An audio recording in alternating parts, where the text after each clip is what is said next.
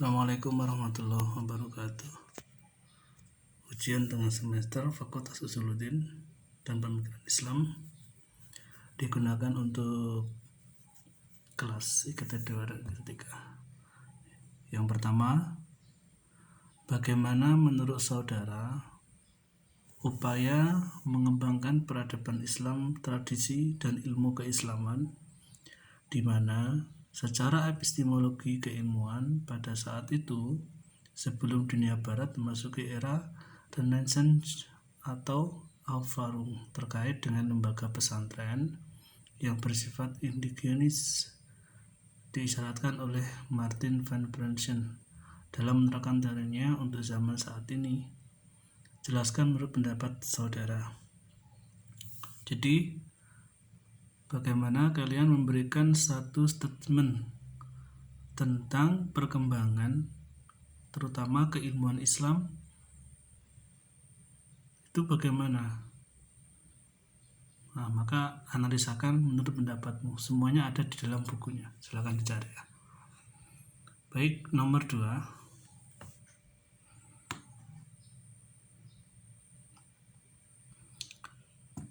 Berilah analisamu tentang Islam sebagai a living culture di mana Islam mempunyai vitalitas daya, kreativitas, dan adaptabilitas dari sumber primernya Quran dan hadis yang tersebar dalam kebudayaan Islam, ilmu kalam, fikih, tasawuf, tafsir, filsafat, dan lain-lain. Berilah contoh nyata dalam satu ilmu keislaman. Jadi kita tahu bahwa semua Islam, semua ilmu pengetahuan itu bersumber dari Al-Quran dan hadis. Namun secara kebudayaan, ilmu berkembang menjadi ilmu kalam, fikih, tasawuf, filsafat, dan lain sebagainya. Bahkan sampai saat ini ada ilmu-ilmu umum. Nah, bagaimana bentuk nyatanya itu dalam satu ilmu keislaman itu? Apakah ilmu Islam itu mengalami kemunduran? Apakah ilmu umum mengalami kemunduran atau sebaliknya? Nah, ini silakan beri contoh dalam satu keilmuan. Nomor 3.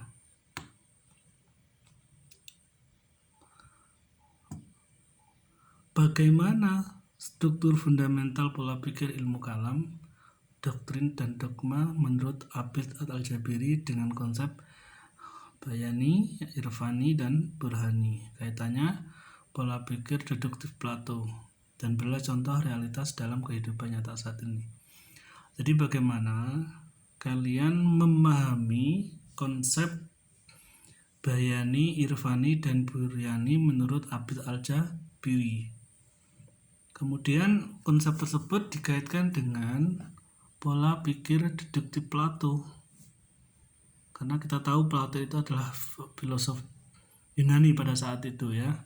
Nah, kemudian berilah contoh-contohnya yang realistis dalam kehidupan saat itu apa itu? Oke. Nomor 4 ya. Nomor 4. Jelaskan dengan singkat analisa saudara dalam mengembangkan ilmu-ilmu keislaman yang dikotomis atau mistik, Bayani, Irfani, dan Burhani sehingga berpengaruh besar terhadap perubahan IAIN menjadi UIN. Dan menurut saudara, akar masalahnya terdapat di mana? Mengapa terjadi dan berilah contohnya. Jadi ilmu-ilmu perkembangan keislaman itu bentuk nyatanya saat ini adalah perubahan IAIN menjadi UIN. Nah, itu ada akar masalahnya. Kenapa bisa menjadi UIN dari segi keilmuan? Dan menurut saudara bagaimana itu? Contohnya apa? Nah, itu aja. Kemudian yang terakhir nomor 5. Bagaimana mufasir mendialogkan secara kritis, dinamis, proporsional sehingga eksklusivitas pemikiran dan sosial keagamaan dapat ditransformasikan melalui perubahan penafsiran takwili ilmi. Jadi seorang mufasir itu bagaimana mengkritis ya, atau mentransformasikan lah teks tekstual itu dalam perubahan penafsiran. Ini menurut dari takwil ilmi ya, takwil ilmi. Nah, karena kan takwil itu sangat bermacam-macam, maka di sini bagaimana metode takwil ilmi itu mendialogkan. Nah, seperti itu. Silakan dikerjakan, di buku ada semua itu, bisa kalian cari sendiri. Oke, terima kasih. Assalamualaikum warahmatullahi wabarakatuh.